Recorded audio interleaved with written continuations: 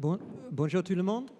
Bonjour et bienvenue à ce grand débat de Festival America de la nature et des hommes. Je m'appelle Adam Biles et je travaille pour la librairie anglophone Shakespeare & Company qui se trouve dans le 5e arrondissement de Paris et pendant le festival, bien sûr, au Salon du Livre, où nous vendons tous les ouvrages des auteurs en version originale. Pour ce débat, je suis ravi d'avoir à côté de moi 3 romanciers qui abordent dans le travail les thèmes de la nature et de l'écologie dans des manières très différentes, mais toujours très percutantes. Donc, on a Gene Hegland, qui est l'auteur de Dans la forêt, édité aux États-Unis en 1996 et l'année dernière en France. Ce livre, son premier roman, raconte la relation entre 2 sœurs qui doivent apprendre à survivre seules dans une forêt de séquoias dans le nord de la Californie, alors que la société technologiquement dépendante s'effondre autour d'elle. Dans la forêt est un livre magnifique, à la fois précieux et émouvant. Puis, on a Claire V. Watkins. Claire V. Watkins est l'auteur des Sables de l'Amargosa, un premier roman très attendu après le grand succès de son recueil de nouvelles Nevada. Dans les Sables de l'Amargosa, une terrible sécheresse a transformé la Californie en paysage d'apocalypse. La plupart des habitants ont fui la région et ceux qui ont resté sont menacés par l'avancée d'une immense dune de sable qui broie tout sur son passage. Un livre passionnant qui réussit à faire réfléchir et rire en même temps. Et puis, on a Richard Powers. Richard Powers est l'auteur de L'Arbre Monde, qui raconte l'histoire de 9 personnages des destins entrelacés autour de la quête de comprendre et protéger la vie des arbres. L'Arbre Monde est un livre ambitieux, enrichissant et plein de compassion, ce qui explique pourquoi, jeudi dernier, elle a été nommée sur la liste de présélection du prix Booker 2018. Veuillez vous joindre à moi pour leur souhaiter la bienvenue.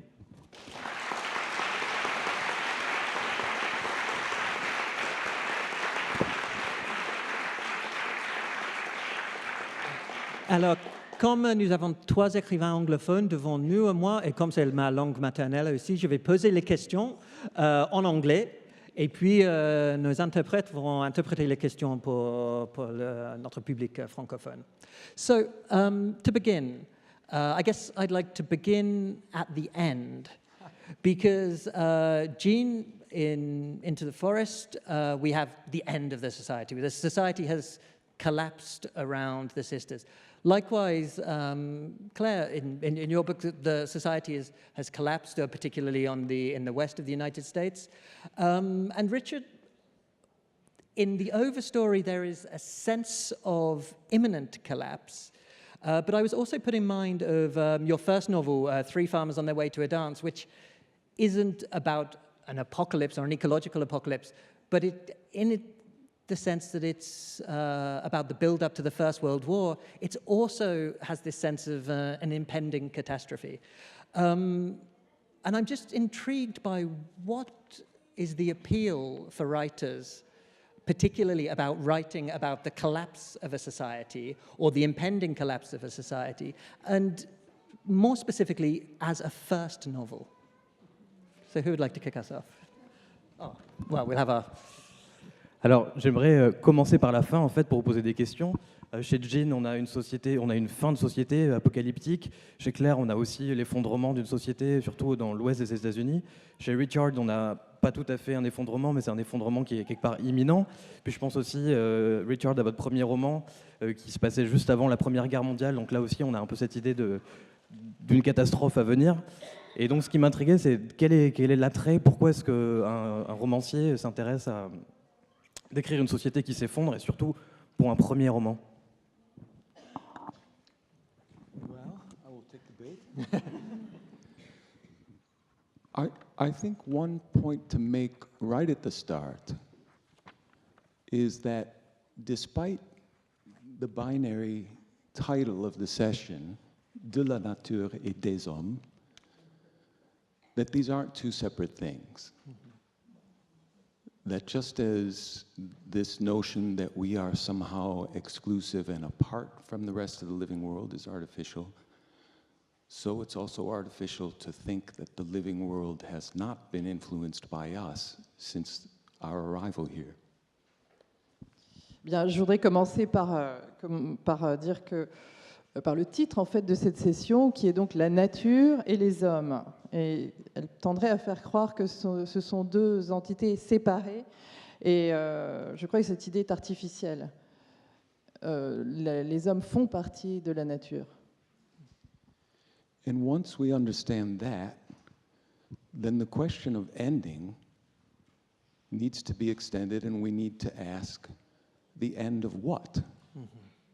Et dès lors qu'on a compris cela, alors la question se prolonge et on se dit la fin, oui, mais la fin de quoi?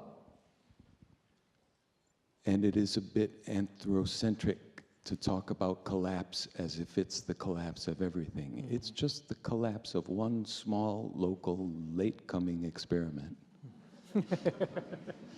Et il serait peut-être anthropocentrique de dire que l'effondrement et l'effondrement de toute chose, en réalité, c'est l'effondrement d'une petite expérience qui est...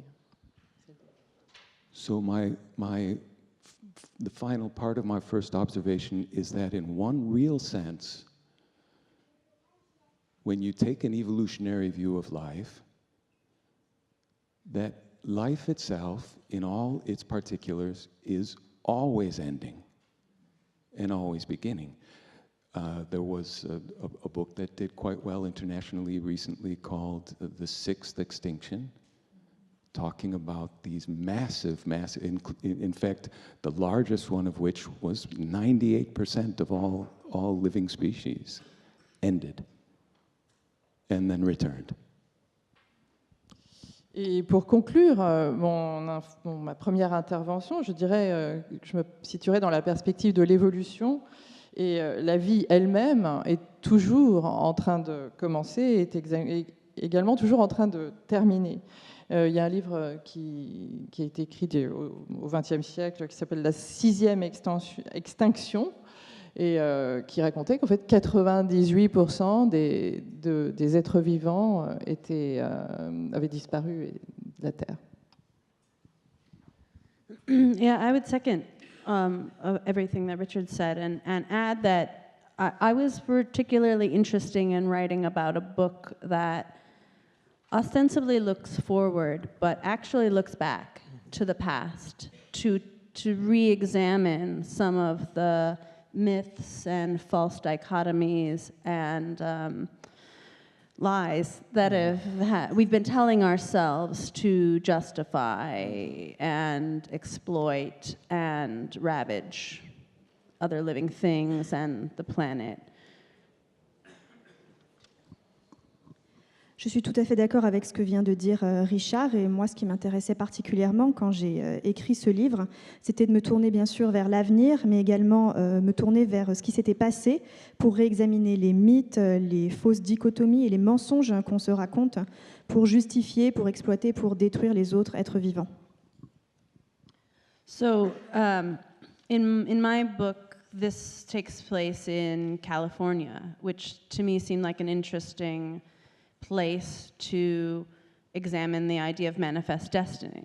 That, in fact, the whole genre of the Western itself, it was originally an explicit propaganda tool between Teddy Roosevelt thought what we really need is, now that the American frontier is closed and everyone's very worried about our character, what that would do to the character of the nation to not have a frontier anymore, we should have a novel that would exalt that time and celebrate, but which of course is effectively a propaganda tool to justify killing Indians and also to export this Eurocentric worldview, this idea that these natural things are there for us. And it is a really appealing type of lie to tell in the American West, particularly because that's a landscape that if you ever are there, you know that it doesn't really care whether you live or die at all. And I wanted characters to be thinking about these things in this landscape that is actively proving all of these, just busting these lies up one after the other and wondering what else might take root in that void. L'intrigue de mon livre se situe en Californie, ce qui m'a semblé être un endroit assez intéressant pour explorer l'idée de destinée manifeste. Et d'ailleurs, le genre du western a été un outil de propagande en fait sous Theodore Roosevelt. Et on s'est demandé, lorsque la frontière américaine serait fermée, quel allait être l'impact sur toutes ces figures. Et donc, il faudrait un nouveau genre pour célébrer tout cela. Mais au bout du compte, ce n'était qu'un outil de propagande. Et qui a servi à justifier le massacre des Indiens. Et puis également, ça a permis de développer une vision très eurocentriste, à savoir que la nature existe pour nous, pour qu'on l'exploite. Et donc, ça m'a semblé être un mensonge assez intéressant finalement pour l'Ouest américain, puisque finalement, c'est un environnement qui ne se soucie guère de si on réussit à survivre ou pas. Et donc, je voulais que mes personnages réfléchissent à tout cela et que finalement ce paysage me semblait prouver toutes ces choses-là et faire totalement éclater les mythes auxquels on croyait. Et puis ce qui était intéressant aussi de voir, c'est ce qui allait ressortir de ce vide créé. Bonjour à tous. In Dans la Forêt, I really wasn't interested in exploring the end of Western civilization at all. Bonjour. Alors, quand j'ai écrit Dans la forêt, ça m'intéressait absolument pas d'écrire un livre sur la fin de la civilisation occidentale, pas du tout. And the novel really doesn't go there. I was very certain when I wrote that book, and I'm still certain, that our planet is benevolent and huge, but it's not infinite. And we who live in first world cultures are not going to be able to continue consuming and throwing away and wasting the way that we have very happily done for the last 200 years.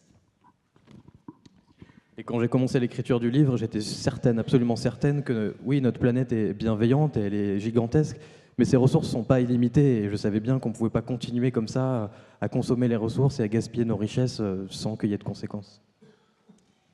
So what I found myself interested in doing as I kind of imagined my way into this story was really thinking deeply about, given that this is ephemeral, what might human beings' right relationships with the natural world and with each other be? Et mon intérêt quand j'ai écrit le livre, c'était plutôt de penser un peu plus profondément, si tout ça autour de nous est éphémère, qu'est-ce que les gens peuvent bien avoir comme relation avec la nature et avec eux-mêmes? And what I'd like to think I ended up writing is not a recipe, not a set of rules or suggestions for what we're supposed to do next, but maybe a metaphor for how we might think about what we would want to do next.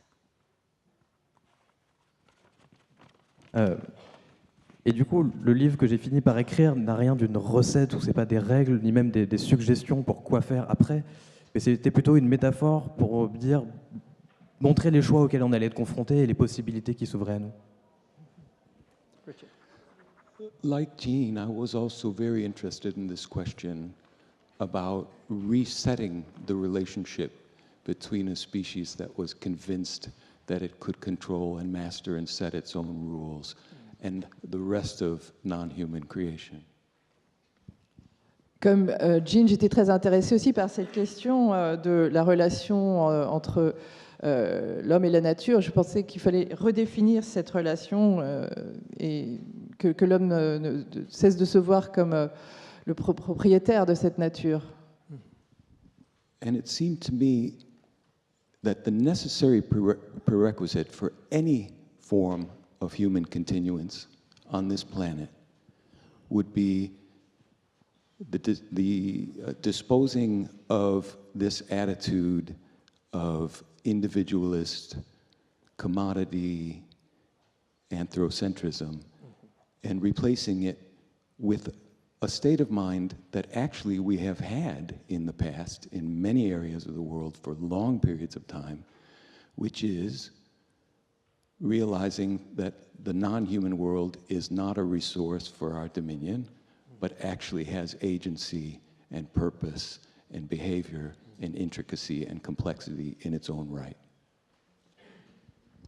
Et il m'est apparu que la condition nécessaire à la poursuite de l'existence de l'homme sur cette planète était de s'écarter de cet individualisme, de ce consumérisme et de cet ethnocentrisme ou humanocentrisme, et de le remplacer par une perspective qui est en fait très ancienne, selon laquelle le monde non humain n'est pas une ressource, n'est pas, mais a en fait sa propre volonté et sa propre existence. It's simply this: either we take the non-human with the same degree of seriousness that we take ourselves, or the show's over. Or? The show is over. En fait, l'alternative est assez simple. Soit nous prenons au sérieux le monde non humain, aussi au sérieux que nous prenons le monde humain, soit le spectacle est terminé. It's interesting. That's exactly the point I wanted to come on to. And Claire, you mentioned about the stories we tell ourselves. And of course, one of the most dominant stories we told ourselves, particularly in the West, and I guess it stems from the sort of the biblical story of men being given dominion over nature, is that we can essentially do what we want with it. Now, Richard, you talk about resetting that story, but also at the beginning you spoke about recognizing that we're not separate from nature, we're part of nature.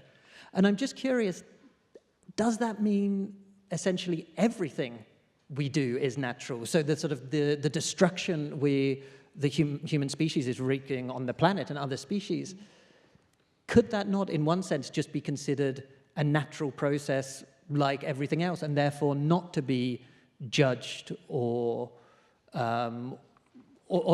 dealt with, but just to be allowed to play out like other natural processes? En fait, c'est un peu là que je voulais arriver, c'est ça qui est intéressant. Jean parlait tout à l'heure des histoires qu'on se raconte, je pensais à l'Ouest et à tout cet héritage biblique de l'homme à qui on donne la maîtrise de la nature pour qu'il en fasse ce qu'il veut, et donc vous proposez de réécrire un petit peu ça. Mais est-ce que quelque part, une fois qu'on a reconnu qu'on n'est pas si séparé du monde naturel, on ne pourrait pas dire que tout ce qu'on fait est naturel et que donc finalement cette façon qu'on a de tout détruire serait elle-même un processus naturel et qu'il faudrait peut-être laisser agir par lui-même? Yeah, it's a really good question, and I noticed that we are a lot more comfortable approaching that idea with other non-human species. We're, at least I've noticed a kind of obsession recently with invasive species, right? Yeah, we might consider ourselves, of course, an invasive species, right? Like one that's come in and disrupted these ecosystems. Or what do we do about fires, right? There's a really interesting, blurry, confusing of the boundary between the natural and the unnatural, right? A fire is a natural part of a forest's life, but because of us, fires are now new, hotter. They burn, the roots of these plants deeper. They don't come back in the same way. They destroy the canopy. Right. In ways that natural regenerative fire does not.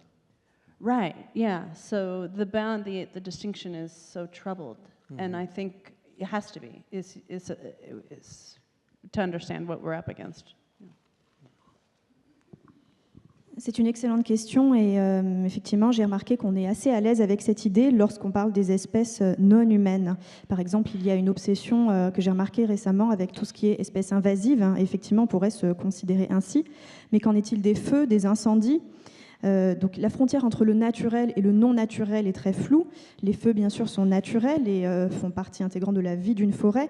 Mais aujourd'hui, les feux sont d'une nature différente. Ils sont plus chauds, ils vont brûler les racines plus profondément. Et donc c'est une frontière floue et c'est une chose assez intéressante à explorer. Et effectivement, les feux détruisent également la canopée, comme le disait Richard.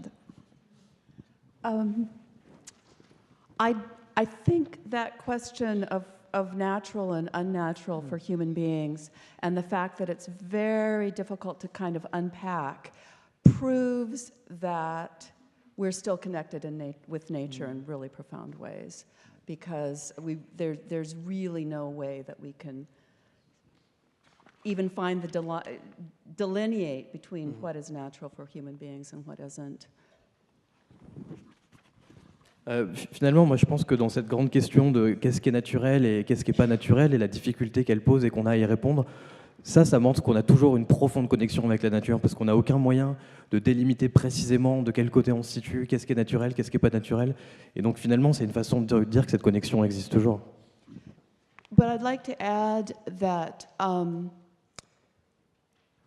human beings are very, very complex in many ways. And many things that we would do naturally, we know aren't good for us to do. And we're able to find ways to subvert those unhealthy natural tendencies.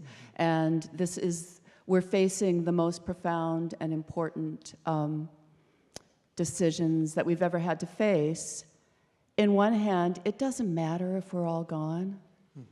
Life goes on, and we've been a grand experiment. Non, j'aimerais quand même ajouter que les êtres humains sont des gens quand même très complexes et qu'il y a beaucoup de choses qu'on fait qui nous semblent naturelles, qui ne le sont pas, des choses qu'on considère bonnes pour nous, mais qui finalement ne le sont pas, qu'on essaie de subvertir des tendances naturelles. Et aujourd'hui, on fait face peut-être aux plus grandes décisions qu'on n'aura jamais à prendre, mais en un sens, peu importe qu'on soit plus là, le monde continuera de tourner et ça sera pas très grave. On a quand même été une expérience intéressante.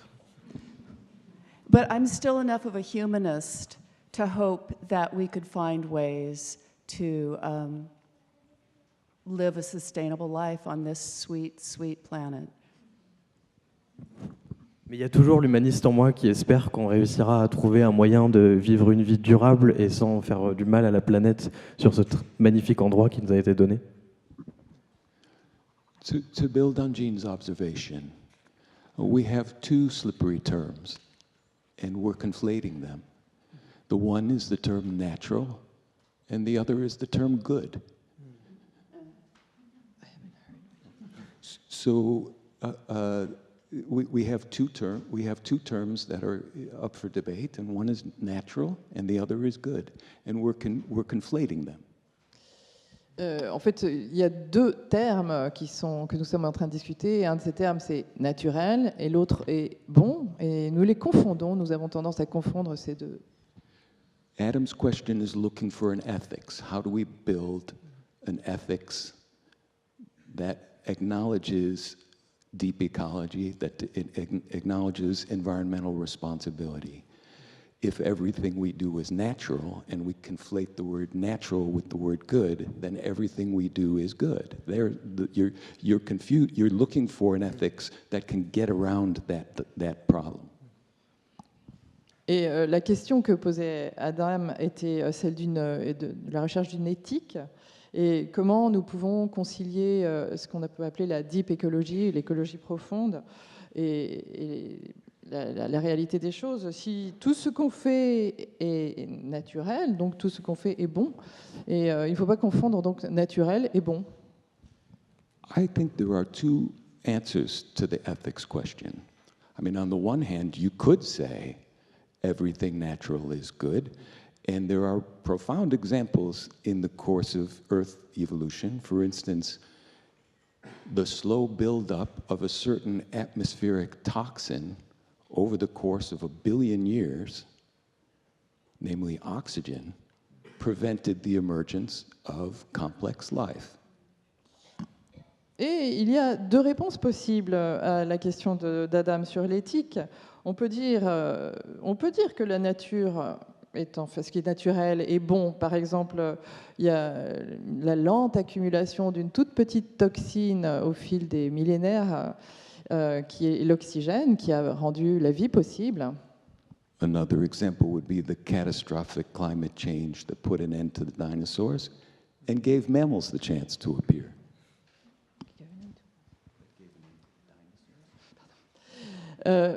Autre exemple, le changement climatique catastrophique qui a amené la fin des dinosaures and gave rise to the mammals. et a permis l'avènement du mammouth.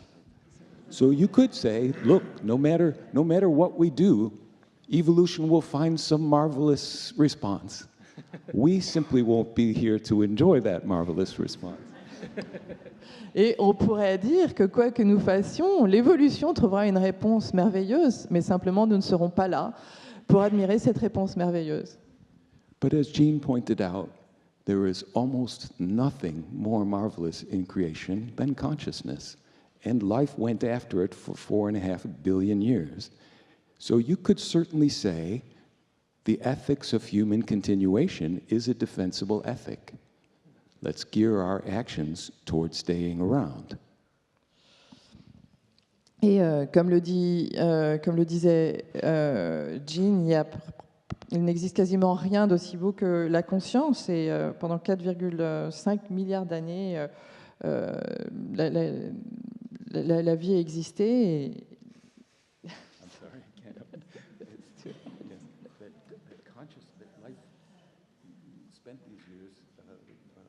Et la vie a évolué jusqu'à l'avènement de la conscience. Another answer, however, to the ethics question, I think, would be a wonderful challenge for humanity. And it's the first attempt at it, I think, that I know of, was made by Aldo Leopold in a work called The Land Ethic, in which he said, the actions that tend to preserve the richness and diversity and resilience of an ecosystem are defensible. Those that tend to degrade and pauperize and make an ecosystem more brittle and susceptible to destruction are immoral.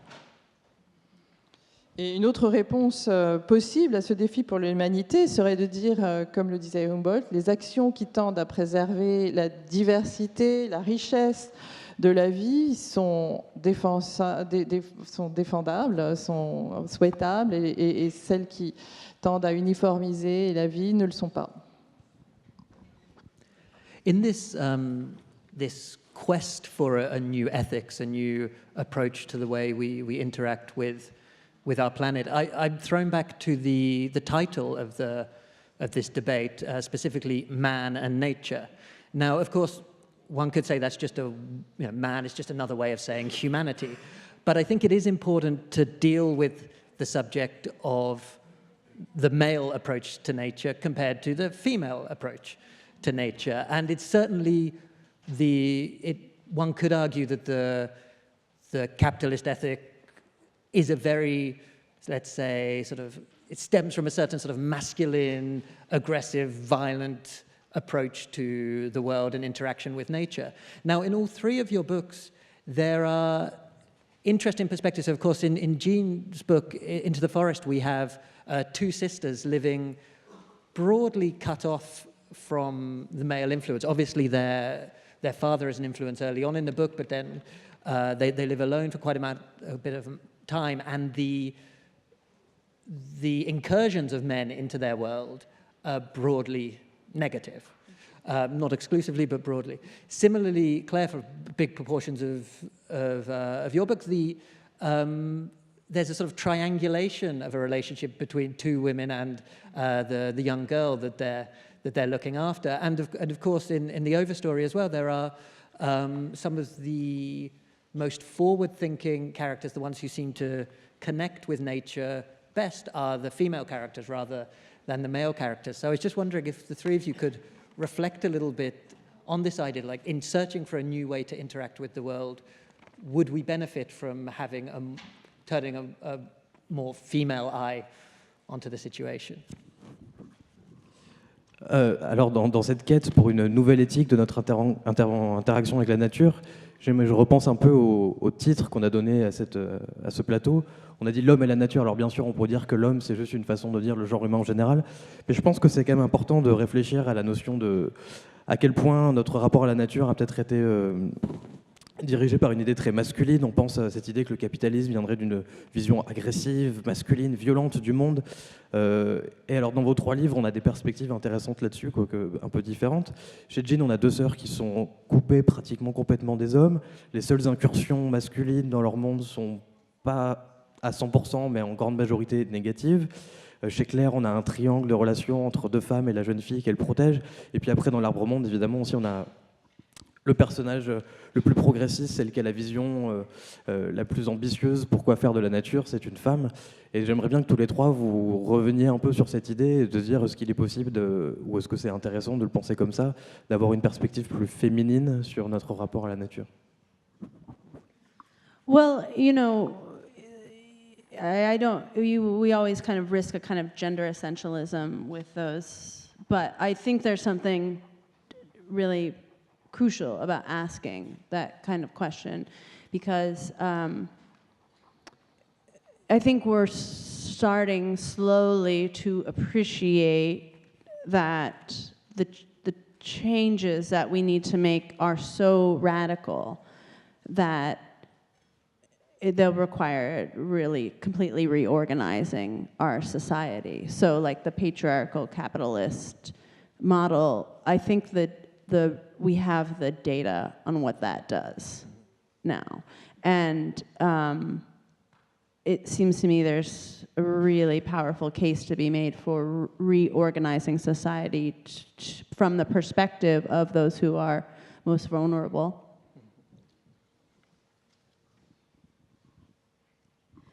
Le risque, ce serait de faire une réponse qui se fonde sur un essentialisme de genre, mais c'est tout de même une question vraiment cruciale, puisque lentement, on commence à se rendre compte que les changements que l'on doit effectuer sont extrêmement radicaux, qui impliquent donc une réorganisation totale de la société et de ce modèle patriarcal, capitaliste. Et donc les faits, on les connaît, on connaît l'impact sur la société, et donc vraiment, on sait aujourd'hui qu'il faudrait réorganiser la société, notamment du point de vue des plus vulnérables.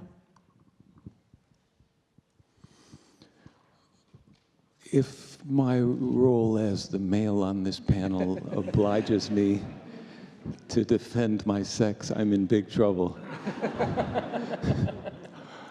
In my book, there is a female scientist who makes miraculous early discoveries about the communal and social nature of trees. The fact that they're communicating with each other over the air and actually sharing an immune system and protecting one another.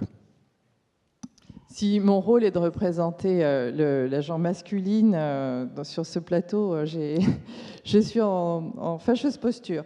Mais dans mon livre, en fait, il y a une chercheuse scientifique qui fait des découvertes sur les relations sociales qui existent entre les arbres, entre le partage qu'ils ont de leur défense immunitaire, par exemple.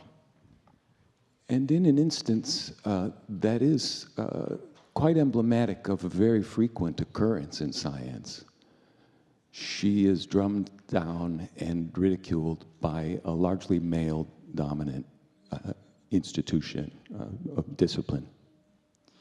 Et sa situation est emblématique de ce qui se passe très très souvent dans la science. En fait, elle travaille dans le cadre d'une institution qui est dominée par des hommes en grande partie.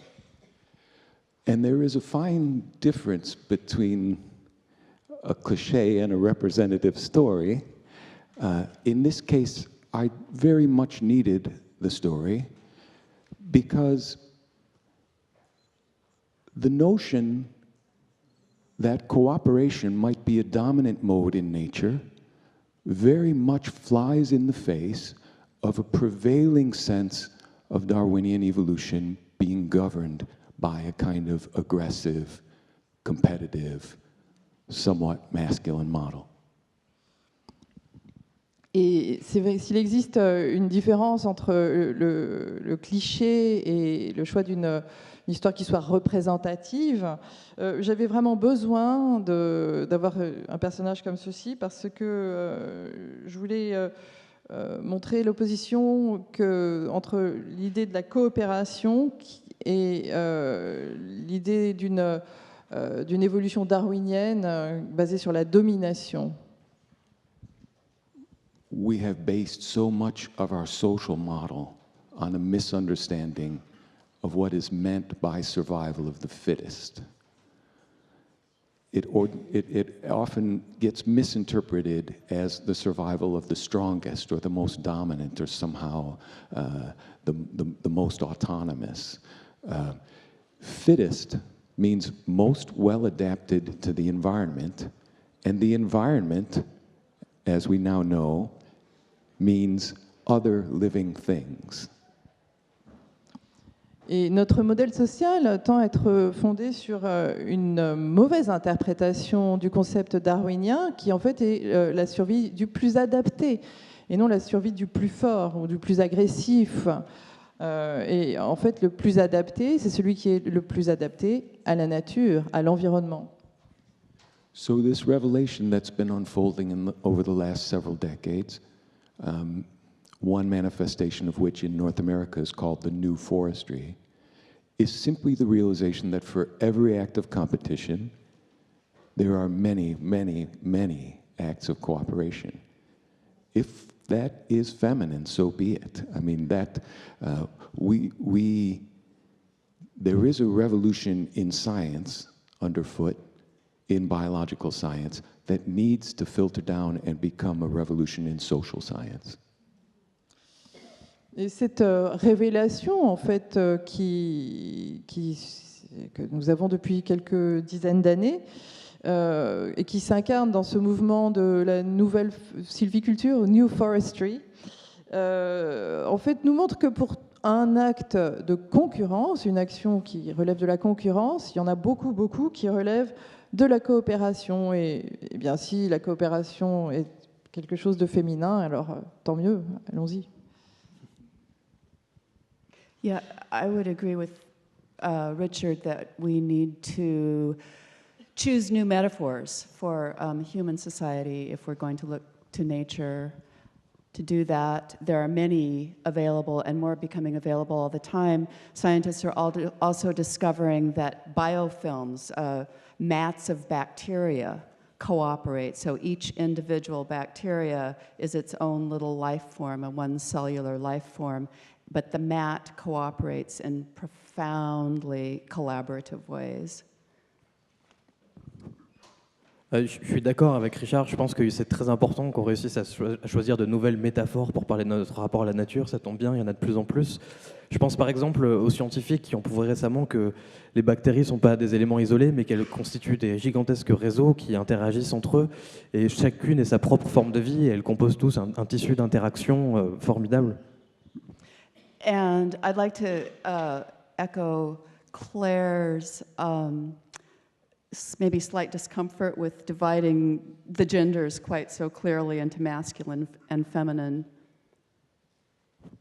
Oui, j'aimerais aussi revenir sur ce qu'a dit Claire, sur la gêne qu'elle éprouvait, sur l'idée de diviser aussi nettement le masculin du féminin. But I was aware when I was writing Dans la forêt that I was having great fun writing an adventure story about human beings in the natural world in fairly unmediated ways. And the human beings who were in that natural world were women. Mais j'avais bien conscience, quand j'écrivais Dans la forêt, que je prenais énormément de plaisir à écrire une histoire d'aventure, à écrire l'histoire d'humains qui se trouvaient dans la nature sans vraiment de médiation entre les deux. Et alors effectivement, oui, les personnages qui se trouvaient dans la nature étaient féminins. And at some point I had an epiphany because the nature adventure stories that I'd read and grown up with and loved all involved men. And the story was very much one of man against nature. And I found that the story I was interested in exploring in that novel was a story about women with nature. Et là, j'ai eu comme une révélation. Je me suis rendu compte qu'en fait, tous les grands livres de référence, tout ce qui avait bercé mon enfance, c'était des aventures qui mettaient en scène des hommes, et c'était l'homme contre la nature. Et moi, en fait, ce qui m'intéressait, c'est de dire la femme avec la nature. Can I ask you a question then? Did you find, after you had this epiphany, yourself making like the aesthetic shifts, or what did that mean in the manifestation of the writing itself? Was there a new approach or something that you hadn't seen in those influences from earlier? You know, I don't think. Oh, sorry. Une question pour toi, Jean. Donc, après avoir eu cette révélation, est-ce qu'il y a eu un changement esthétique? Est-ce que dans le processus d'écriture, ça a eu un impact ou une nouvelle approche? Yeah, thanks for that question. And I don't think I was deep in the book, and the story I'd found the story I wanted to tell, and so it was just sort of a realization about that story, and I don't think I used that as kind of a model for any decisions I made. Yeah.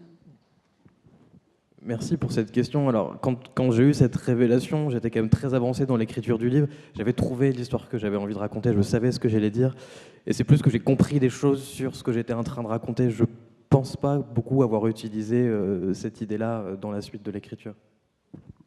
I think that brings us quite nicely onto the, I guess, the final subject I'd like to conclude this conversation with is the role of the novel and the potential impact, the role of the novelist rather, and the potential impact a novel can have. Now, you're three writers who we've seen in this last 45 minutes who are very engaged with the subject of ecology. And I'd like to just quote one phrase from each of your books that I think sort of dialogue with each other. Jean, at the moment you write, maybe it's true that the people who live through the times that become history's pivotal points are those least likely to understand them. Claire, at the moment you write, knowing it would not stop it from coming. And Richard, you say, the best arguments in the world won't change a person's mind. The only thing that can do that is a good story. So I was hoping if the three of you could just reflect on what you see your role as a novelist is in relation to ecology, and what you think the real and potential impact a novel can have in this battle that we find ourselves in.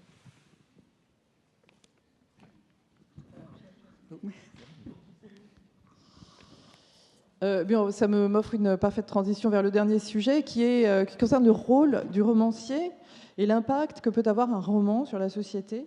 Nous avons donc 3 romanciers qui ont abordé des sujets liés à l'écologie et qui sont un petit peu en dialogue les uns avec les autres. Jean, vous dites que ceux qui vivent les tournants sont les moins susceptibles de pouvoir les empêcher. Vous dites, Richard, que le meilleur argument peine en fait à convaincre qui que ce soit, mais par contre une bonne histoire est un bien meilleur vecteur pour les idées. Eh bien, que pensez-vous les uns et les autres que l'impact réel d'un roman sur la société peut être ?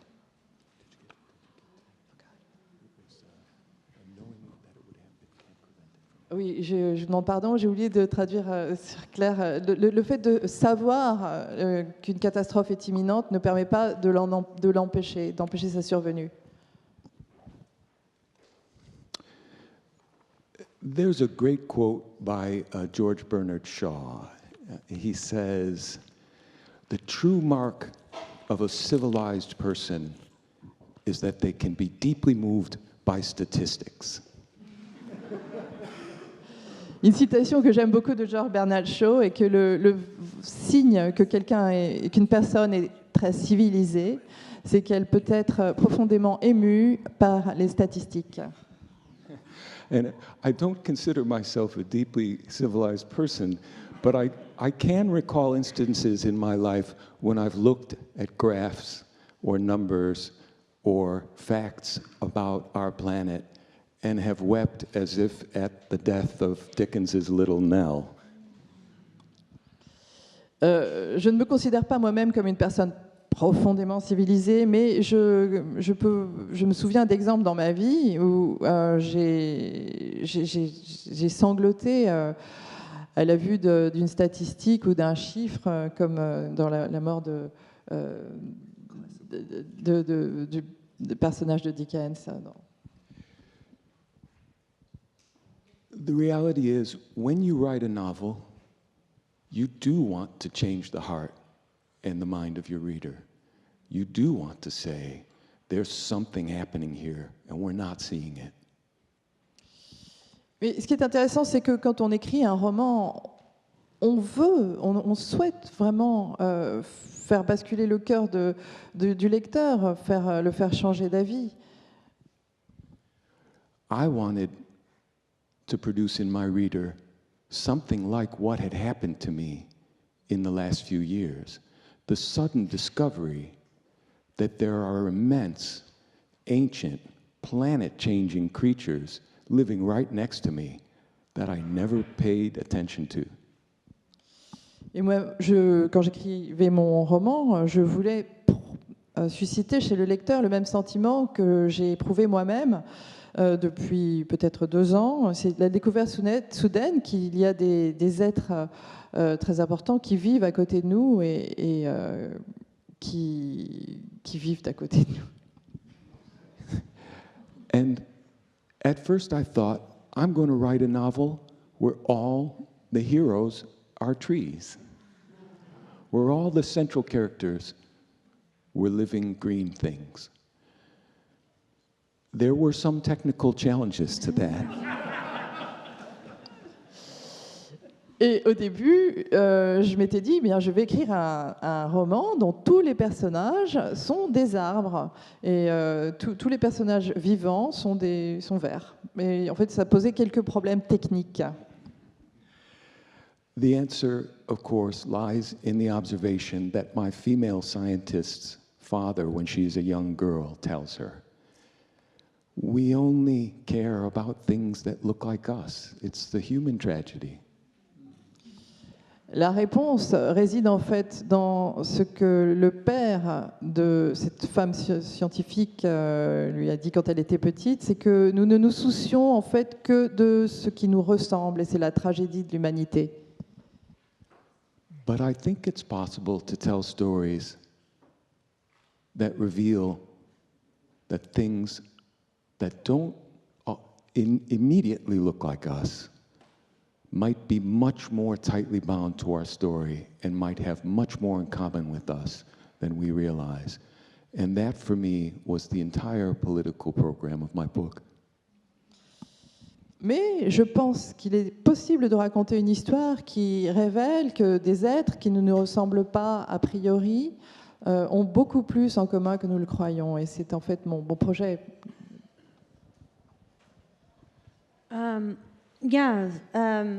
Unlike trees, we have limitations in our consciousness. We have this little vestibule, and we're sort of stuck inside them. And what we've come up with to overcome this limitation in our consciousness, I think, is art.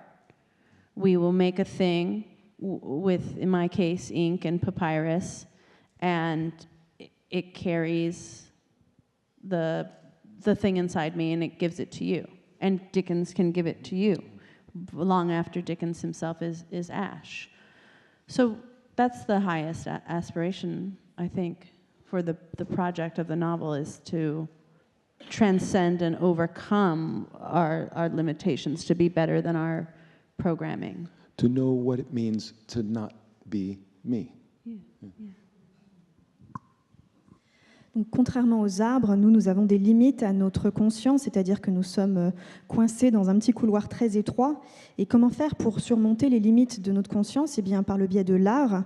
Donc, dans mon cas, c'est tout simplement de l'encre sur un papyrus pour pouvoir transmettre quelque chose, comme Dickens lui-même peut vous transmettre des choses, même bien longtemps après sa mort. Et je crois que c'est la plus haute aspiration qu'on puisse avoir en tant que romancier, c'est vraiment transcender et surmonter toutes ces limitations. So, it was wonderful to hear your interest in the tree characters. When I was writing my novel, the very first character, and for a long time the only character was the sand dune. Oh, wow. Yeah. And all my writing is like that. Like there's not people for a long, long time. And usually I cut it out until the people arrive. But with this one I thought, well, why not? Why not have a sand dune as a character? And not in a cheesy kind of anthropomorphic way, but just, I don't know. With its own agency. Yeah, and its own Purpose. if we can use language to cross some threshold that we've erected, maybe. C'était vraiment fascinant d'entendre parler de tes personnages qui sont des arbres, parce qu'il faut savoir que moi, quand j'ai commencé mon roman, l'unique personnage, c'était une dune de sable. Donc généralement, quand je commence à écrire, il n'y a pas du tout d'humains pendant un certain temps, je les exclus, et puis finalement, les personnages humains finissent par arriver. Mais finalement, pourquoi pas avoir comme unique personnage une dune de sable et pas uniquement de façon anthropomorphique, mais c'est intéressant de voir la façon dont la langue permet de transcender tout cela. I might suggest that the reason Richard wept at those statistics was because of the story behind them. J'aimerais suggérer l'idée que si Richard a pleuré en lisant des statistiques, c'est sûrement à cause de l'histoire qu'il y avait derrière ces statistiques. And cognitive scientists are learning more and more about how human beings are hardwired to understand the world through stories. We recognize stories the same way we recognize sentences. And stories are the way that we make sense of the world. Stories are the way that we try to understand each other and ourselves. Les scientifiques montrent de plus en plus que les humains sont connectés entre eux avec le monde grâce à des histoires, et qu'on comprend les histoires comme on comprend des phrases. Ce sont les histoires qui nous permettent de comprendre le monde, ce sont les histoires qui aussi nous permettent de nous comprendre nous-mêmes. So, how, as novelists, could we not hope to share visions of the world through stories that would change readers? Alors comment ne pas penser qu'un romancier ou une romancière va partager sa vision du monde avec des histoires qui vont émouvoir le lecteur et le faire comprendre des choses? And how, as readers, could we not expect to be changed when we pick up powerful books? Et comment, en tant que lecteur, ne pas espérer être changé à jamais quand on lit des livres qui sont forts? Alors, ça, c'est deux grandes questions pour terminer ce débat. Malheureusement, il faut terminer là parce qu'en fait, on a pris beaucoup de retard dans cette salle. Donc, mais peut-être la conversation peut continuer au Salon de Livres parce qu'il y aura Richard, Claire et Jean qui dédicacent leurs livres tout de suite là-bas. Donc, tous les livres sont disponibles chez leur éditeur et toutes les éditions anglophones sont disponibles chez nous à Shakespeare & Company. Donc, il faut juste que je vous demande de remercier Richard, Claire et Jean. Et bien sûr, nos interprètes.